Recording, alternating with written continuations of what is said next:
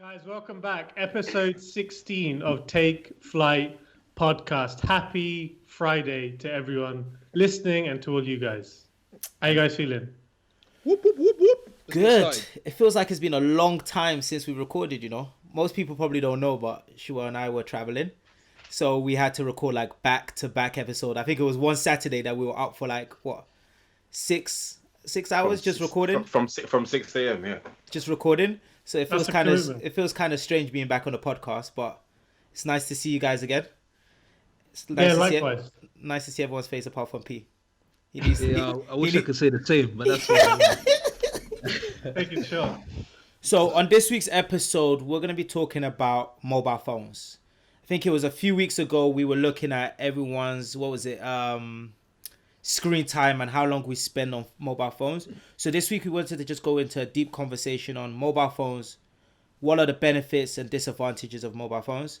And then Shuwel and I will give sort of a recap on our trip. So we both traveled back home. It feels like it's like coming to America sort of vibe. So we all traveled back home. So we're going to just give a debrief on how that was, what we learned about going back home.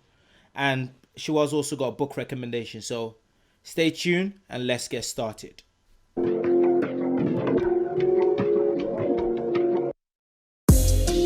Take off, take flight with you. For we never fly, but we're flying. The reason why this is kind of funny is we're supposed to be recording about mobile phones and I see Daniel on his mobile phone, Pabilo on his mobile phone, Shuwel on his mobile phone. I'm looking at the agenda. I was actually checking my notes. Yeah, but actually, Ollie, that's a perfect segue for us to kick off this conversation because we're right now recording a podcast and we're all looking at our notes for the podcast on our phone. So I think in this case, you could argue that the phone's been quite useful because it helps the four of us communicate. But a common argument that keeps coming up more and more in the media is, are people spending too much time on their phones and away from the stuff that really matters? And I guess that's the basis for our discussion today. So I think let's start on a more positive note. So who thinks having a mobile phone generally has more positives than negatives? And if they think it has more positives, why? I think it's got more negatives, just to avoid the awkward silence, because I think everyone's going to say the same, judging by their facial expressions. I think it's positive. But it's like anything that's good, if you use it too much or you excessively use it, there's obviously some danger to it. So it's like a little bit of salt is good for your food. Yeah. Too much salt, you know, it can increase your blood pressure and everything. it's a double-edged sword. But what I think is interesting is we should say, if up to this point, if it's been more of a gift to us or a curse. So Olu, you think it's been more good to you than it has been negative? Correct. Why would you say what outweighs productivity? For me, it's just like I remember when I was working in Dubai, there was one guy who was probably in his late 60s or so, and he was like, "You guys don't know how lucky you have in this office.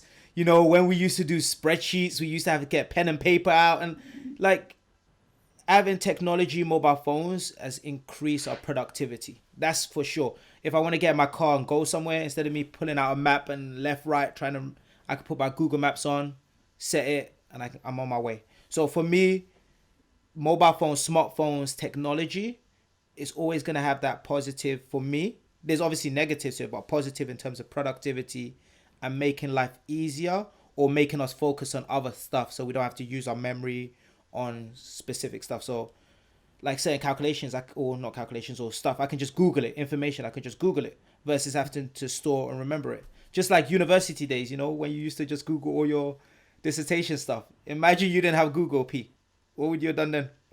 No, you mean especially around our C++ code. Exactly. A lot of that was search engine based. Yeah, it's true. But then the question is it about the mobile phone itself, or is it what the mobile phone can allow you to do? We all know if you had an old classic Nokia 3310, we would have less interaction and time on our phone. But because phones these days are smartphones enabling applications to do this, that, and the other, and allows a large reach and allows us to use our phone a lot, that's what becomes a distraction. But if we use the phone for its true purpose, which is communication via SMS and mobile telephone calls, then I think we could say we would all spend a lot less time on our phone. A lot less. Because you have no internet. Yeah, but that's the great part about having the mobile phone. Back in the day, you used to have those massive computers that you couldn't take out your house. Now you've got smaller laptops. It's just like, for me, there's still that benefit of having internet access on a small phone. I think when we start talking about the negatives, I'll go into what the negatives are. But for me, it's a positive. I find that you're pitching the positives, but everybody like that's the baseline. Everybody uses Google Maps, right? And so it's more like that makes everybody productive. But how has it benefited you beyond what everybody else uses? If that makes sense. I don't think it's beyond what anyone else. I think it's just, I'm comparing it, maybe I'm getting this wrong, but I'm comparing it to not having the phone. So it's not a comparison of other people, it's not having access to a mobile phone and the functionalities that it provides. Then I'm doing that comparison. If you're talking about, should there be regulations, limitations on how you use it and how people should use it and what age people should start using smartphones, for sure we can have a whole conversation about that. How mobile phones and us being connected has an impact on how people start to socialize. Like you go to certain restaurants and you see everyone on their mobile phone. For sure there's negatives, but you need to put controls in place so that you can minimize that negative aspect of a mobile phone and always being connected to the world. Yeah, I think the biggest benefit is just communication, because I remember being back in school, and I wasn't even allowed a mobile phone until I was 16. My parents were militant about not getting me a phone. And then when I look at the kids that did have a phone a bit earlier, I always felt like they were always much cooler than me for sure, but they always seemed to be distracted by their phone in class. But then the older I get, the more I appreciate, especially as Olu, you were mentioning about our recent holidays in countries which are a million miles away. You can easily interact with like all the cousins, the friends and everyone that I made there. I can literally just find them on WhatsApp and drop them a message, and it costs me $0. And that for me is the biggest benefit, just being connected with people. And I think actually, I don't know if Pabilo mentioned it, but when like Facebook, for example, like one of the main reasons why I guess you got Facebook, P, was to stay connected with people that we met in America. That was a major milestone. Everyone went crazy. Everyone went crazy when P got Facebook. Pitching it to him, he's like, no, I don't need it. And actually, back then, Pabilo did actually used to have a Nokia. So Nokia was E71. Nokia 3310 and 3210 and 3310. No, you had the E71. Don't try that smartphone, that silver one. And then I had 62. I think it was 6210 as well. That phone was solid. He was fighting not to get on any sort of social media. He fought it for a long time as well. I think I should have held out. P, what about your relationship? Like you did for a period of time, you were in Switzerland and you were in a relationship. And Lauren was in in London. How didn't a smartphone, a mobile phone allow you guys to keep that relationship, communicate? Do you feel like, how would it be without the smartphone? SMS. No, evidently. Yeah, like, it wasn't SMS, it was letters.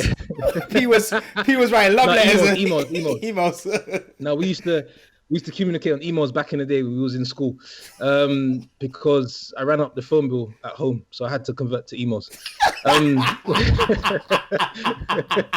There was one. My mom said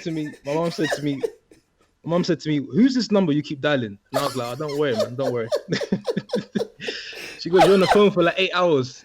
Let's just go. I said, "Don't worry." Yo, the fact that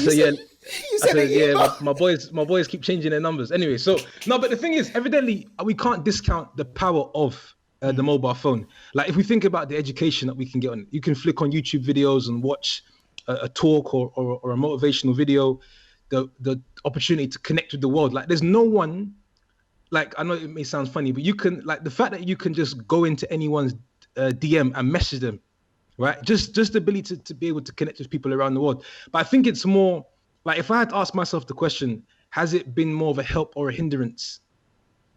I think because it's this drug and this disease that we don't really know how to cope with without longer than like say a week. I have to say it's more of a hindrance. It obviously does help, but like if all of us were to go, like there must be something slightly wrong when if you're asked to sort of sustain from the phone for say a couple of days or a few hours, and you struggle to do that, So you have to start. Yeah. So P, you're talking about complete reliance on it, that you cannot reliance. survive without it, and I agree. But is that because we as humans crave communication, or is that because we are craving to be interactive by looking at things, say Instagram? But the question you have to ask yourself, is it really helping? Like, I think like on a pie chart, right, there's a fraction, maybe there's, I don't know, 30-40% where there's good things that we extract out of it, but there's a whole load of stuff. It's browsing, it's looking at things or people that are achieving more than you, and I don't know, Sometimes it's just even picking up the phone without even realizing what you need it for. You're looking at what's come through since you last picked up, so your notifications. But sometimes it could be a matter of 10 seconds before you pick up again. True. And I don't think anyone's going to disagree with that. And it goes back to me, a smartphone which should come with like a manual and say, these are the benefits. Yeah, it's true. And these are the side effects, because I feel like there's a generation where, and maybe it's not even just smartphone, maybe you look at the applications on a smartphone. So because when we talk about comparing and looking to people dealing with depression, it's not because they have a smartphone, it's because they might be on Instagram, Facebook. Yeah. And because you can have a smartphone and not download these apps. No, absolutely. Like you could just use the internet. That would be a dead phone. No, but that's because that's what you're used to. If P was living life without social media for time, like he was fine. Now I'm all up on it, boy. Trust me. now we get an upload every day. At least one upload every day. But no, it's terms of, I don't think anyone's going to disagree in terms of, like you said, P, there's benefits and there's also side effects. So for me personally, how do you guys control the side effects of having a smartphone? How do you reduce the reliance on it, the addiction? But does anyone out of this four think at the moment they're managing it well? None of us are. I'm definitely not. That's the truth. None of us are. Don't speak for me. Down, so he's definitely None of us are. I don't think I'm terribly bad. I'm not attached to my phone because I use mine more as a form of communication. So my most frequent used apps will be WhatsApp and FaceTime. But the thing is, wait. You just basically said I use my phone mainly for communication. Isn't that one of the aspects of why do you always need to be connected? Isn't that also No. You didn't let me finish. Okay, go on. Sorry, my bad. My bad. When I say the most people I call on my phone will be my little cousins and my nieces that are abroad, and FaceTime the ones that are in the UK. I call them every day, not the same ones every day, but my godson every day. Oh wow! And then at the weekend, always have a catch up with my nieces. So I call them on FaceTime, and that's one of the main reasons I like using my phone, and that's why I think technology has helped me probably better outweighs the negative, only because I'm able to stay in contact with those that live further away. For example, my nieces were born in 2012. Sorry, I've got that wrong. 2000 and whenever.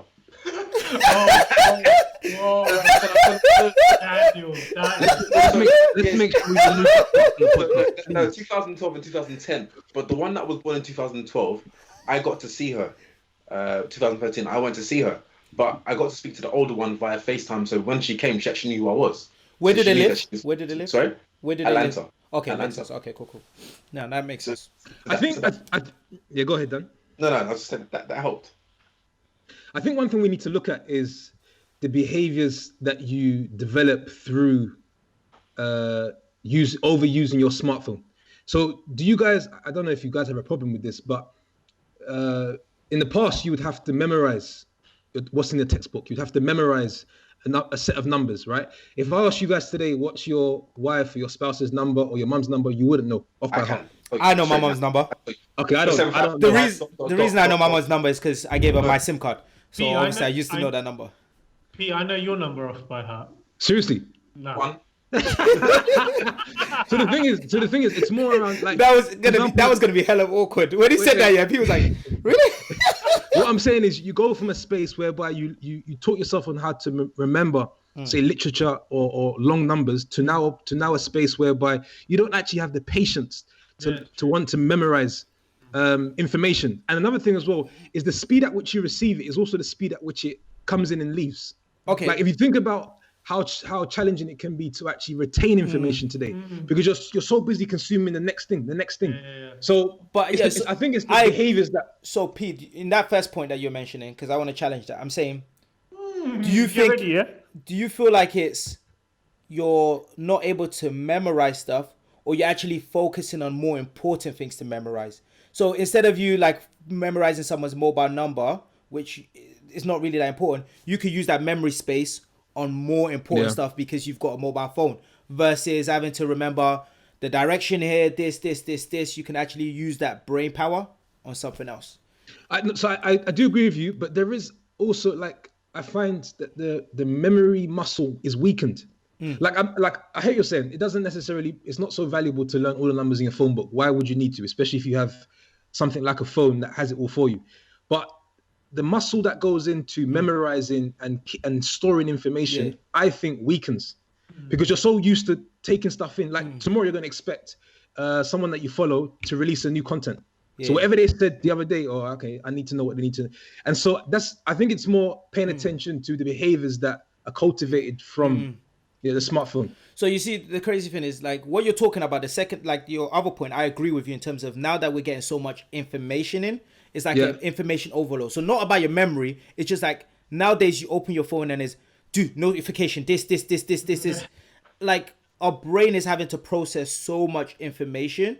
Yeah. So it's like how we adapt as human beings. Like nowadays, what I try to do is try to find ways to minimize as much content that comes to me. Like I narrow down what I like read, look at. Okay, Instagram. There's some people I've had to unfollow. I love the fact that Instagram has now started doing that thing where it says caution or whatever when it is like a violent video or whatever. You know, like if someone uploads a video. I didn't know that. So Instagram's got it. If someone uploads a video that could be disturbing or whatever, it now gives you a prior warning for it. Because sometimes I feel like by us taking all this information in, we are actually impacting ourselves mentally. Because there's sometimes you're on Instagram or whatever and you see like maybe a violent video and you're like, it makes you feel a certain way, like, or you become immune to it over time. Or you become immune, which is also even worse as well. So, I feel like that point about the fact that we're now hit with so much content and so much information, that is one part of a mobile phone that I don't know how to resolve. That's the negative that I don't know how to resolve, apart from locking specific apps and just giving yourself like 10 minutes a day that you're gonna take that information. Otherwise, you're gonna go crazy. Yeah. It makes your job in order to focus a lot harder, because I came across something else the other day whereby like WhatsApp now, Daniel spoke about communication, just to come back to this point. And the truth, like we've become immune to it to the point where we don't even realize it anymore. But there are so many sort of useless conversations that we have with each other, like short texts back and forth. Okay, they may be funny, but the point is that we're just hitting away on the WhatsApp, and we're not really saying anything of any meaning. And so, are you talking about a group chat or something? No. The way he's like, whoa. Meaningless. I'm just saying. And so, like back in the day, for example, if I said, sure, let's meet around, I'll call you, your home line 0208, and I would say, let's meet at the park 5:00. Like we wouldn't speak until then. When we meet, we catch up. Today, I say, let's meet up somewhere at 5:00. From that point until we meet up, messaging, chatting, talking, short texts, this and that, LOL, laughing. So I don't know. I think it's more paying attention to behaviors. But someone mentioned about how do we sort of control ourselves. One I'm reading a book at the moment called Atomic Habits, and it will be good at some point to share it as a book review. But it spoke about one chapter there was talking about like how to improve your self-control. Are you guys laughing for? I'm laughing because I know when we do that book review, Ollie's going to double check if you read the book. No, it's fine. But it was talking a lot, like, for example, the way I would define self-control would be, this is my phone. I've just left it here to the side and I'm going to try and do work. And I'm going to try to refrain from going to my phone. Mm-hmm. But I'm making it harder for myself because it's right next to me. Yeah. So it spoke about like designing an environment and having cues to the point where you don't even need to try and have self-control. So, for example, in this instance, leave the phone somewhere else. right? And I know it sounds very obvious, but we don't do it. We don't think about leaving our phone in another room or in a box for at least the next 2 hours and just doing, I don't know, work or something else. So, P, that is critical, man. The one that I want to I'll hold myself and hold myself accountable to it. But like before I go to bed, I'll check my emails or check my phone, Instagram. Yeah. And then you find yourself still awake 45 minutes afterwards. You're like, yo, That's what I'm saying. like I said, so that's one thing I want to start doing. Like, I think we discussed it before. I'm not sure if it was P or Shuwel that said it, that they charge their phone outside of their room. Yeah. So that's one. P said he does a different room, and I said I do it on the opposite bedside table. Yeah, I think that's something I need to just put outside my room. And just be like, it's time for bed and just go to bed, because I find myself wasting 45 minutes before going to bed, and I'm like, yo, what's going on? And it's midnight and you're like, what did I gain from this 45 minutes? Yeah. Actually, I want to try that as well. I've been I try to, when I wake up in the mornings, not go on my phone for the first hour. And it's the days where I do that, I can really have the most productive mornings. And at night time, I try to have 1 hour before I go to bed without it. But sometimes having it in the same room is not helping. So actually, I'll try it as well. I'm going to put it in another room. Mate, I'm telling you, it talks about designing that environment so that you don't even have to try and discipline yourself. And just on that point as well, Pete, that you made about what I've been trying to do this week at work, because I realized having those 2 weeks in Bangladesh where my routine was completely out of whack, now being back in the office, and I think also maybe it's a combination of fasting as well, but I'm getting really easily distracted. So actually the last couple of days with my phone, I've put it in my filing cabinet, which is away from me. But still, every 10 minutes, just go pick it up. But this is exactly the thing is, don't you find the thing is, but it's again, we've become immune to that. But doesn't sometimes that sort of addiction or wanting to go after it after putting it down 15 minutes ago disturbs me. Yeah, it does. It actually, and this week is something that is great that we're having this conversation, because it's really frustrating me, because this week I've noticed it more, and maybe it's because I can't eat or drink anything at the office, so there's not really much I can do apart from try and do work. What you get paid to do. But no, it's true. I need to try and make it a bit easier for myself this month. So I guess I want to get to the root of this. So when you guys have kids, Shuwel, if you've got any kids out there. You got to edit that. No, but No. Let me be serious. No, we've all got some samples running around the world. But it's serious though. When you have kids, will you allow them to have mobile phones? At what age? See, this is you know why this is tough. Or what age would you allow them to have mobile phones then? We're moving into a space whereby it's advisable that your children know how to code and they know all about such devices. But at the same time, I don't know the behaviors that it develops. I don't know. I think I think. Go ahead, Pete. I think for me it's about like anything, providing a framework in which they can actually use the device, and so then it's acceptable, because and it's getting them to sort of understand it's best to use this device at certain times of the day, and you appreciate it more if you've given yourself certain pockets. But if it's just a free handheld device and you can use it whenever you want, at some point in time they're gonna just start, getting themselves into looking at all sorts and then learning how different things work, and it's not. It does. Personally, from what I've seen from young kids as well, it doesn't develop the best behaviors. Like I've seen kids whereby if you pull it away, they're gonna cry, scream, kick the house down. As soon as you put it back in their face, they're quiet. No, you see. So it's like that becomes stronger than you as a parent, and I don't think you want that. Yeah, you see so many kids that are now addicted. Like you might go to sometimes I'm in church, I see kids like parents just to keep their kids sort of quiet. They give them their phone, give them the phone, and then you just see like a 2-year-old, 3-year-old just like. Yeah, it's bad. Going like it's some sort of drug that they're taking from having the phone. But you know what's interesting? Why is it that we're actually fighting this sort of two sides? Which is, we understand, if we think smartphones are good and they're useful and their speed of information, then we must think there's something wrong with it. I know we're discussing it, but what I'm saying is if we're going to bring our kids into the world and we're thinking, we're not going to give them the device, then What are we gonna do now? But our brain has matured to a way that we can deal with it, control it. Like when you see, but do you believe that? I personally believe that. I don't get. At least better than kids. Oh, at least better than a child will take it in terms of. I don't see stuff on social media that I'm like, oh, this ruins my day. I don't. You know, it's funny. I don't think we're any much different from these kids that we're talking about. But the thing is, listen, when you're on your phone, scrolling, you're not saying anything. You're very quiet. You're very calm. When you're not on your phone, I don't know. I'm just giving an example, but you're talkative, loud, screaming and shouting. But the phone calms you down. Yeah, but you're talking about that aspect. I'm talking about like this aspects of like, no social unable to socialize and interact with people. There's certain kids that are socially awkward because of the fact that they don't know how to interact with people because they're just used to being on their phone. They don't know how to make friends in what we would class as the real world. We can now use a phone and still be able to make Daniel, you're sometimes socially awkward, but Olu, it's funny. The more you narrate, the more I think that it sounds just like adults as well. Because you think so? Like for example, we've seen it. We go to restaurants and everyone's on their phone. That's not socializing. Everybody knows each other, but we're not socializing. Nah, that's fair. That is fair. Daniel, what were you gonna say? I can't remember.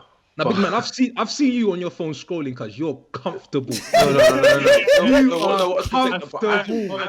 You've got this face. You make this face, yeah? It's Daniel on his phone face. I've seen do it not so disturb. many times. It's like a do not disturb sign. Do not disturb. And you are scrolling. I can detach myself from the phone. I think this weekend in particular, I wasn't on my phone for a good 8 hours. I didn't touch my phone for a good 8 hours in one continuous go. So when I saw my phone, it's a bit overwhelming when you see all the notifications. I just ignored them till the next day. But I was gonna say, with children, it's a taught behavior by them being given an iPad or a mobile phone to do things because they're a blank canvas. They are learning these traits by what they're given. So if you give them a book all the time, a picture book, they're gonna just always look at a picture book. Trust me. If you give them a phone or something to watch, that's what they become and they crave. So if you're out and they're on a pram, they want an iPad. If they're out, you automatically give it to them because they're going to be quiet. But really and truly, this is not a question I'm saying that is good or bad or questioning it, but is that good parenting? By giving a child an iPad to be quiet, is that good parenting? I don't know. But that's just a question. But also, as an adult, what do we maybe, I think it's not that the mobile phones are bad.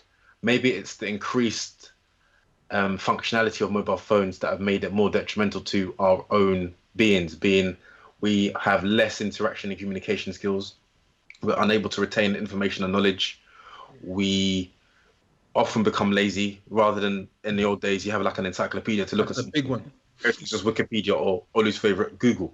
So we're not finding things out for ourselves. It was even us talking to someone the other day. I feel sorry for kids these days. I really feel sorry for them because they haven't got what we had growing up. We would go to our friend's house, we'll knock on the door, you coming out to play. They shout, "Mum, can I go out to play?" Yeah, those are the days. That's it. You come out and play. Your mum knows, your mum and dad, your parents know you're outside playing somewhere, but they don't know, but they know you're going to come back. And you had all this fun of just going and knocking on someone's door. You go outside and play, you come back, and you basically get ready for bed to go to school the next day. Trust me, fried chicken and BMX bikes. And the crazy thing, you never looked at your phone once. Like you didn't even. Sometimes you didn't even take out. No, yeah, like a basic. You know those Nokias, those funny square Nokias. Yeah, the 7610. Yeah. There was back in those days. What you had? What? No 3G. You had WAP. What for internet? Take 10 minutes. WAP, that used to be hella slow. Hey, when did you guys get your first mobile phone? I was in year 7. My brother gave it to me in the quad. 3210. I was just with my parents. You were balling, Daniel. No. Olu, what about you? My brother gave it to me. He didn't even have a phone. Sometime in primary school. I can't remember the specific. Primary school. Yeah. Like late. I was 16. 16 before you had a phone. But mine was like a simple, like, I don't even think it was Nokia. It was like a simple make phone calls, communicate with, yeah. And then so you guys had older siblings, right? Or no? Yeah. So I think that's what made it, because I was the oldest in my house. I had to fight for my rights like Nelson Mandela, and there was no way There was no way my mum and dad were going to give me a phone before the age of 16. I cried, I shouted, I screamed, and nothing. Yeah, I got a 3210 in year 8, £5 top up. Yeah. I was gassed. I sent messages straight away, boy. No, Dan, as you was talking earlier, you know what I was thinking? I think one thing I fear is being in a position where, because now we're so used to going to Google, when your child asks you questions around, Dad, why this and why that? I'm gonna tell him Google it. Nah, it's gonna be it's a sad. He'll say, "Oh, why is it that I don't know, the trees are the way they are, or the mountain is the way it is, or the snow caps, or whatever it may be," and you have to go to Google to find out. But that's bad. And the thing is, we rely heavily on Google, thinking that is the truth. There's so much false things that can be found, or there can be anything you want to find to prove your argument on Google, but it may not be correct. What's so funny? I saw one funny meme here where it was like, parents are sending their kids to school with the wrong homework. And that's what happens when you don't Google it. When your child is asking you to help them with their homework and you're just trying to figure out, that's what happens. So sometimes you just need to hold your hands up and say, you know what? I don't know. And let me Google it. Let's learn together. Let's learn together, yeah.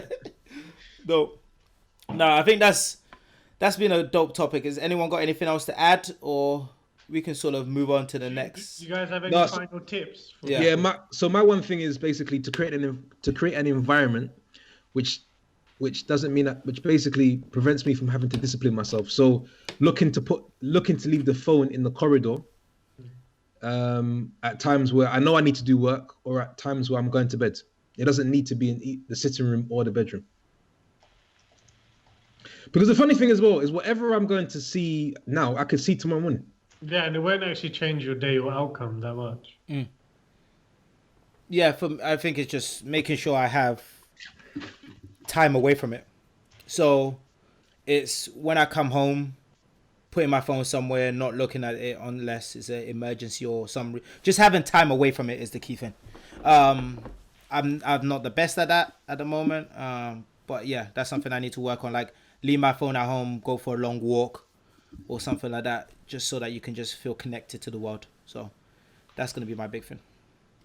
I would say that technology has brought us closer together, but also taken us further apart. So what's your advice there? Because I sounded like a dope quote, but I didn't hear any advice. I would say use it. Oh, and I'd say use it sensibly. Mm. We need to get that on a t-shirt. We need to get that on a t-shirt, Add it to the hat. And then for me... No, but sure. Daniel's advice is a little bit watered down. You know why? Because he likes the communication piece a lot.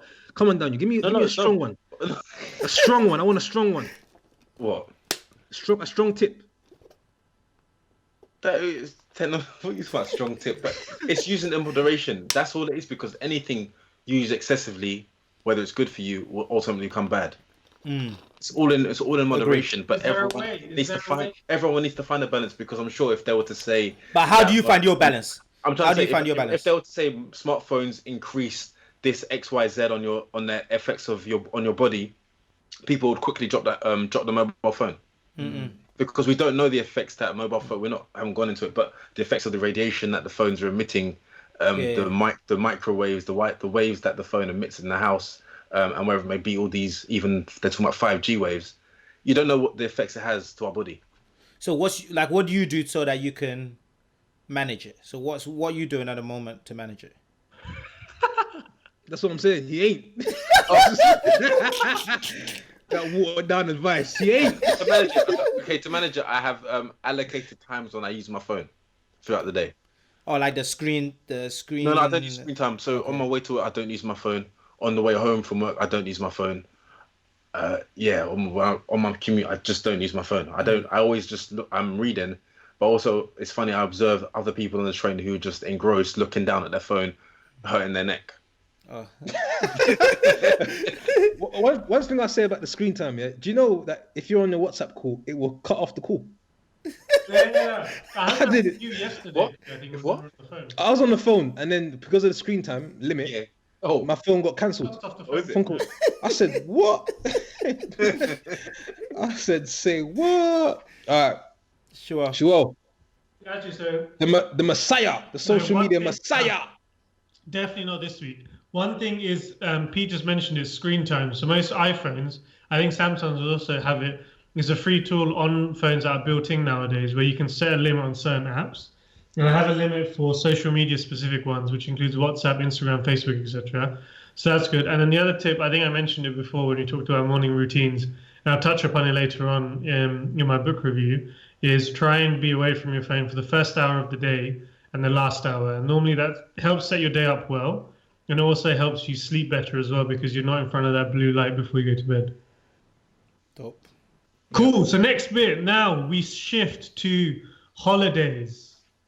Now, Olu, I think you on your holiday, you were on a beach, you were in lots of different places in Nigeria. So I want to hear about your one first.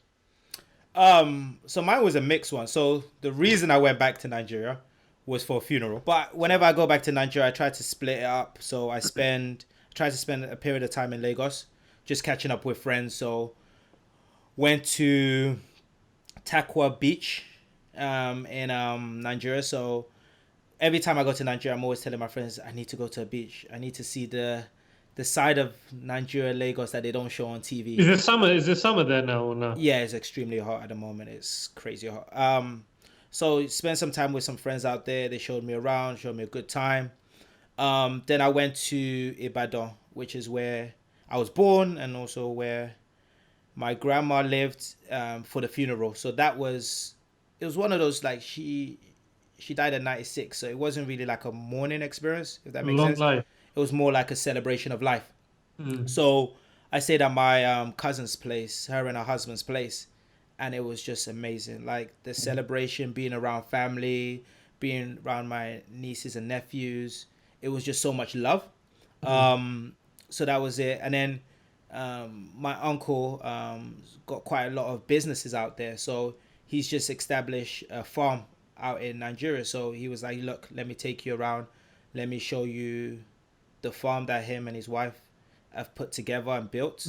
They have like 20 acres, and Wow. it was beautiful to see, and just like picking his brain in terms of, okay, so how did you go back home? Because he most of his businesses, he travels for his businesses in London and stuff, but Did he spend majority of his time in London before and then move back? yeah, or- so he was living in London. My auntie, she was living in London as well, and they both relocated back to Ibadan because they just felt like it was where they needed to be. They felt like it was where God was sending them in terms of purpose. So they felt like them going back there and opening up a farm which provides eggs to like most of Ibadan and some of the local villages outside of there. He felt like that was his purpose, and he's got a charity out there, Love Trust charity, where they like feed people, education, and he just felt like going back home was his purpose and giving back. So we talked about how he got set up, like treasury bonds. How long did it take him? 13 years. 3-0. No, 1-3, 13. Yeah, 13. And I love that because that made me feel like so many times I'm looking at my life and like, I'm not there yet. I'm not there yet. And seeing someone be so patient and build little stuff, little by little. He was telling me like years ago he was buying treasury bonds, which they give them like, I think it's like 13% return. And I'm like, yo, 13% bonds, like guaranteed?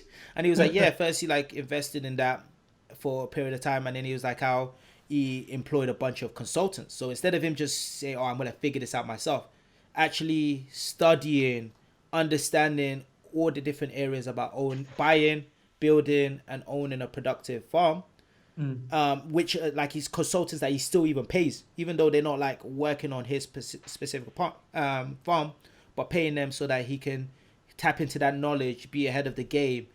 That was just inspirational, that element of it as well.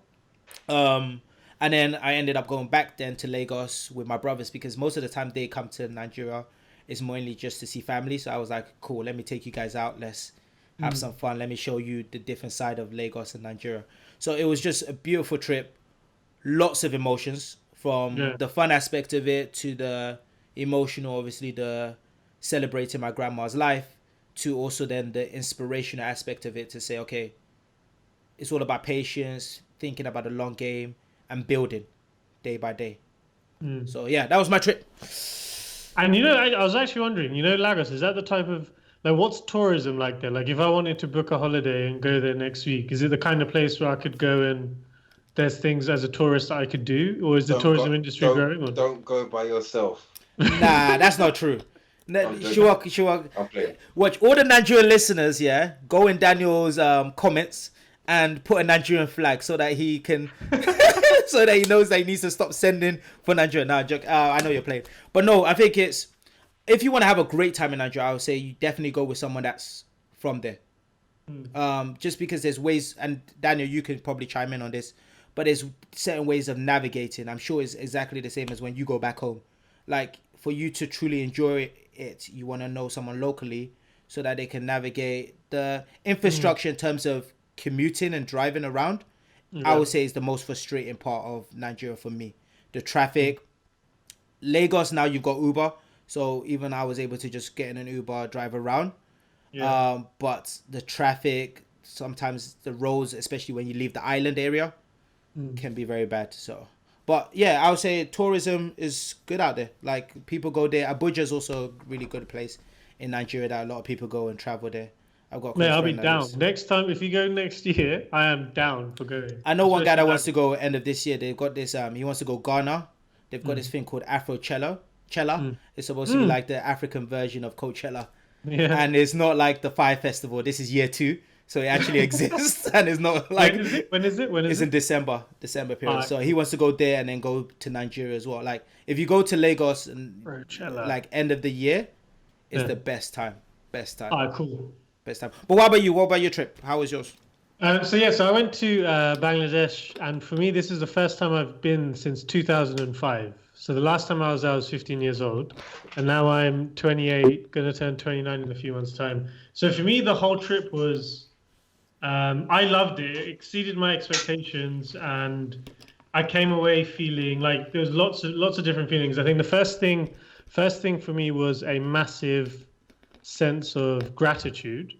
Because my mum is from a more wealthier part, or a relatively wealthier part of Bangladesh, but my father's from a very rural village, and he was the youngest of 7 siblings that was able to get the opportunity to come to the UK when he was 13 years old.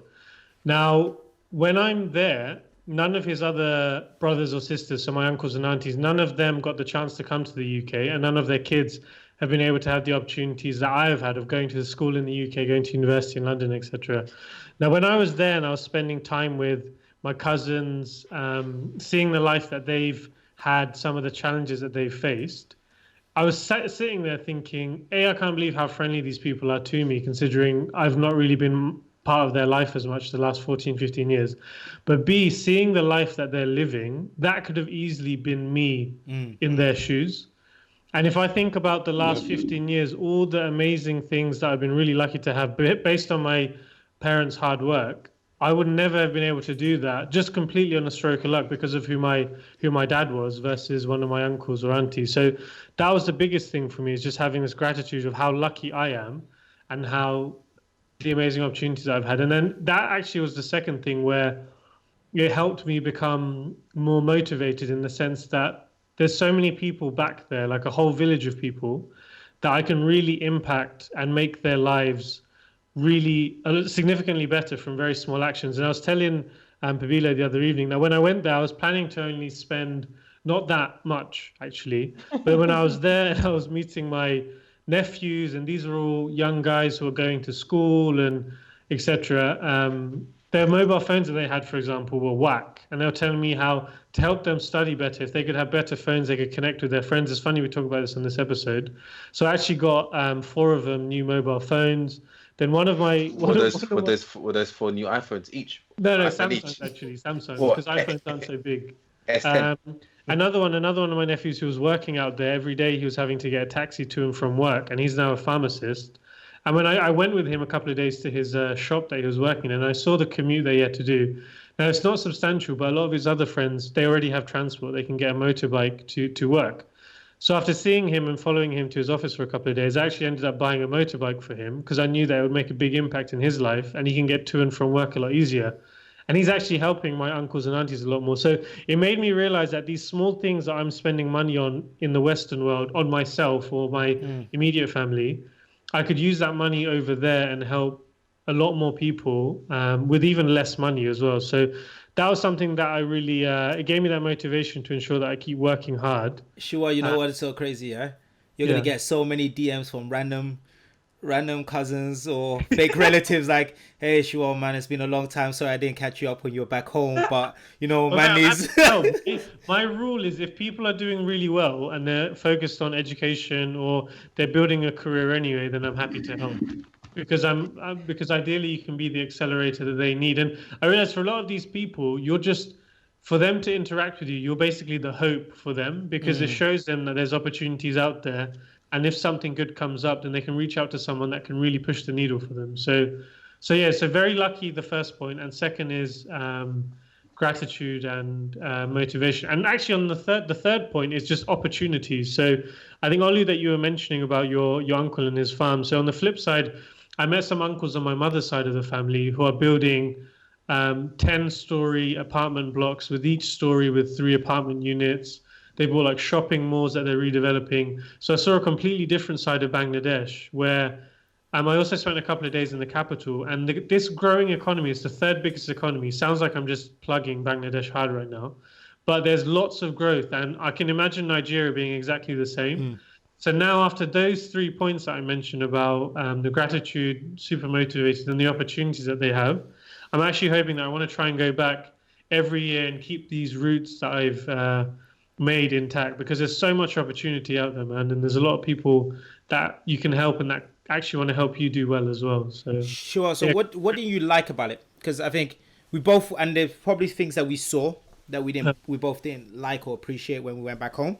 Was there anything that you saw or you experienced that you didn't enjoy? I think it's similar to countries like India where the income gap between the really poor and the wealthy is huge. Yeah. I'm not used to walking down the street in Basel and seeing people beg down the street with no legs, with no arms, with blind kids. I'm not used to that. Whereas when I was there, especially in the city, you're walking around and seeing that all the time. Now, it's not nice feeling immune to that, but naturally when you see it a lot, for people out there, you do get immune to it. So that's something that I really did not like. And that's a problem that's been around for a while. I don't know if I can really change that myself, but every time I saw a kid like that, I tried to help. But that's something that I really did not like to see. And it's something that you're not used to seeing here. That's the biggest thing for me. No, I think for me was, and Daniel, you might be able to chime in on this one, but when I went there, I didn't like the fact that I saw so much investments and successful people that were non-African or Nigerian. Oh, really? So, like, we started, and especially in Nigeria, we started to see like an influx of investments from China, especially. And also, you go there and there's a lot of like restaurants, supermarkets are owned by like Lebanese people. Really? Yeah, a hell of a lot. So I mean, that can you see them? Like, do you notice them? Yeah, you can. You can see people them around. Yeah. You can see there's more Lebanese and Chinese people. You can also see them when you go to certain supermarkets or restaurants. You might see like the manager come out and he's Lebanese or like you can. Right. So I think It even gets to the point where my brother-in-law, is it last week or 2 weeks ago? There's a Chinese restaurant that's opened in Ikeja, and they were told to go away. It's not for blacks. Yeah. Really? They were told it was not for blacks, and it was no joke. And he said, "Yeah, go away, get lost." Like it's quite detrimental. Although they're adding money to the economy, what they're also doing is they create their own areas and their own kind of community. Yeah. So they bring more of their family, more Chinese people in, but they'll exclude black people or Nigerians, local people, but they'll give them jobs. But they're always going to be low-paid jobs and nothing that's going to be substantial. But they create their own community. They refuse to learn the language, speak English. They'll speak Mandarin, Cantonese, etc., and basically create their own community. That's crazy. And it's not even as Nigeria's getting bad, but it's even worse in Congo. That's got a lot of Chinese influence. When I was in Zambia last year, you can see, I was quite amazed that Zambia being the kind of country it is compared to Nigeria, had a lot better roads, nice tarmac, no traffic, and it was a lot cleaner. But then on the flip side, you realize why that is. It's because of the investment from overseas investors and selling a lot of they, what they'll do is the country will give them billions of dollars as a loan, and ultimately there's a stipulation as to when that needs to be paid back. And of course, it can't be paid back and it won't be paid back. So when that is breach of contract, they'll say, we just own part of this, and we're not leaving basically. Man, that's crazy. Jay-Z did a freestyle the other day at his concert, and he said something along the lines of gentrify your own hood or area before the others do. And it's about kind of investing in your own culture. So that's actually, I never would have guessed Nigeria would be like that, but these.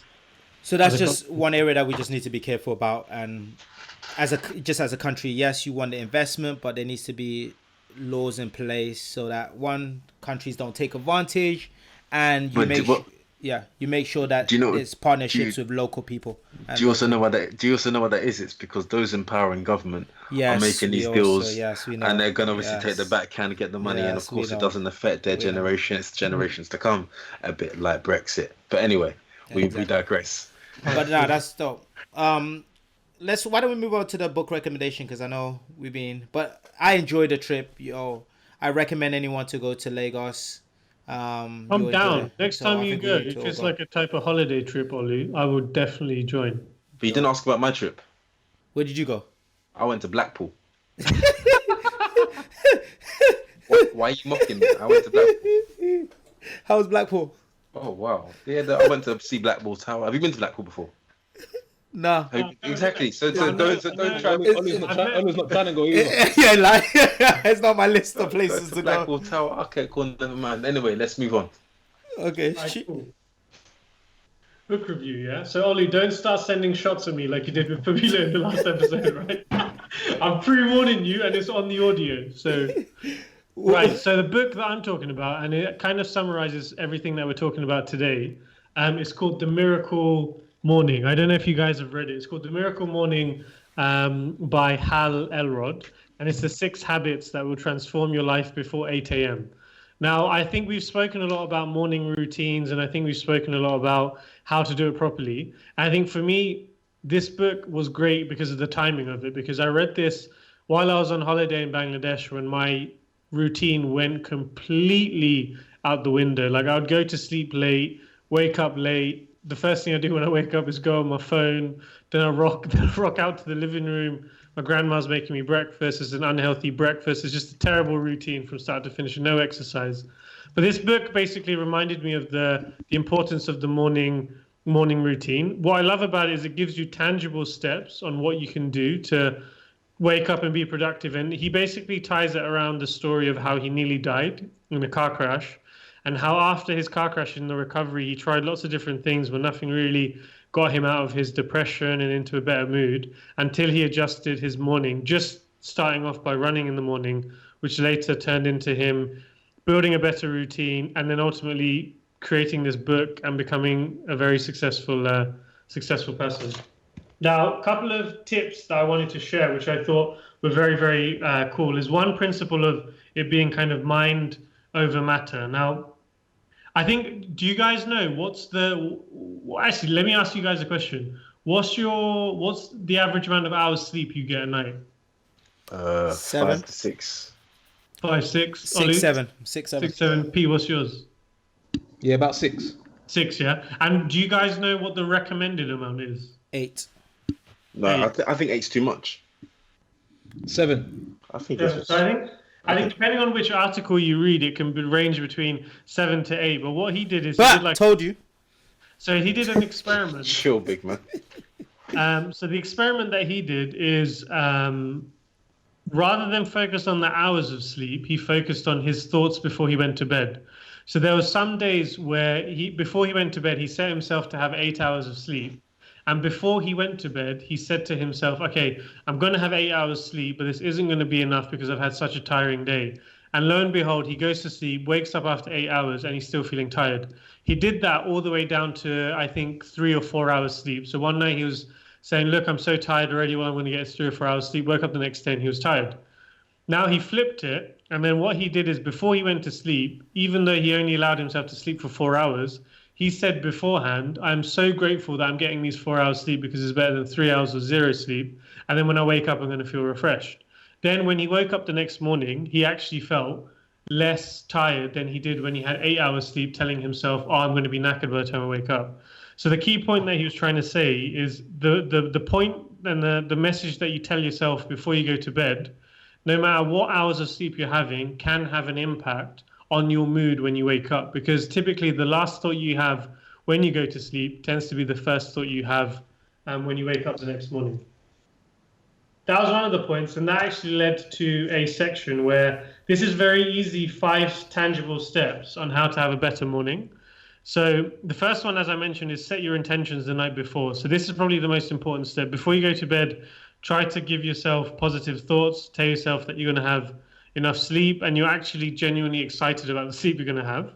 2, and this is one that Pabilo's mentioned in previous episodes, about keeping your alarm clock across the room. So if your alarm clock is in a physically different location and you're already up to switch it off, the chances are you're not going to go back to bed to snooze. 3rd one, and I think Daniel's big on the personal hygiene, is brush your teeth. If you brush your teeth in the morning and you're already starting that, I'm not picking out Daniel because he brushes his teeth more than all of us. I think we all brush our teeth equally.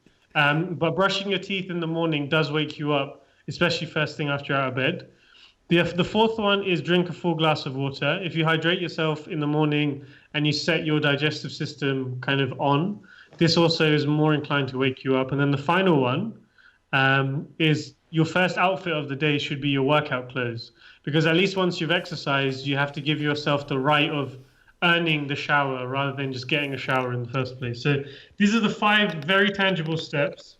I personally love this book because it's very easy to read. It's not an easy book to read in the sense of there's quite a lot of pages, as I'm proving to Olu before he tells me it's a 10-page book. There's a lot of pages.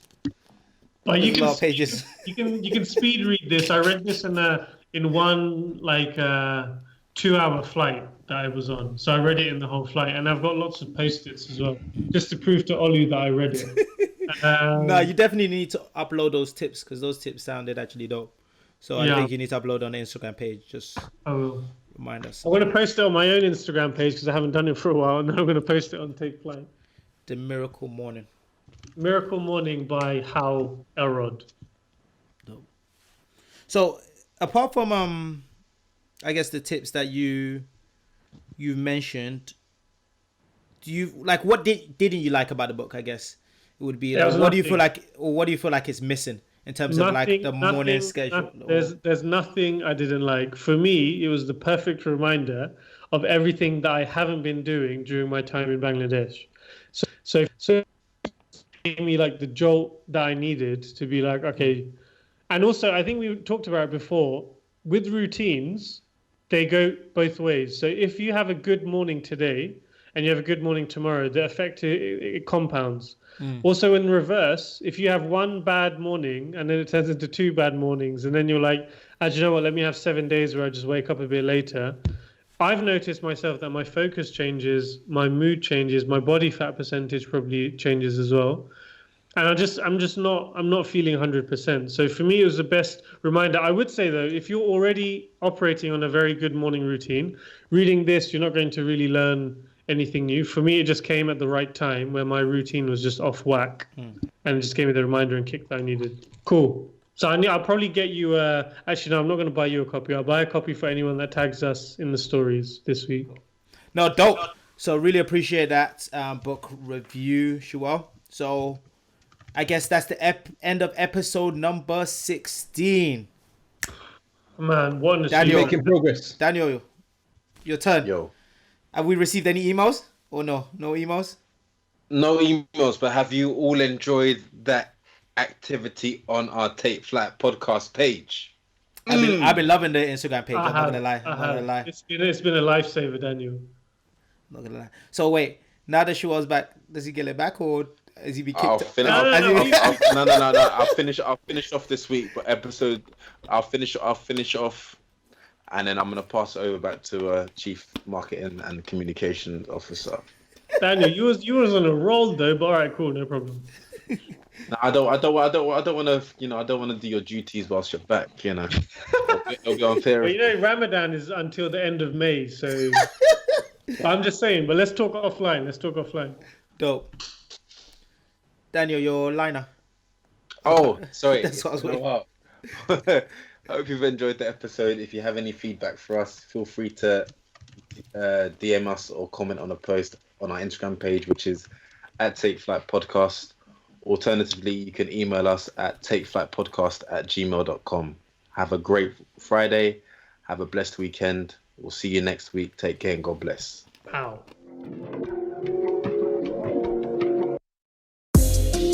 Take off.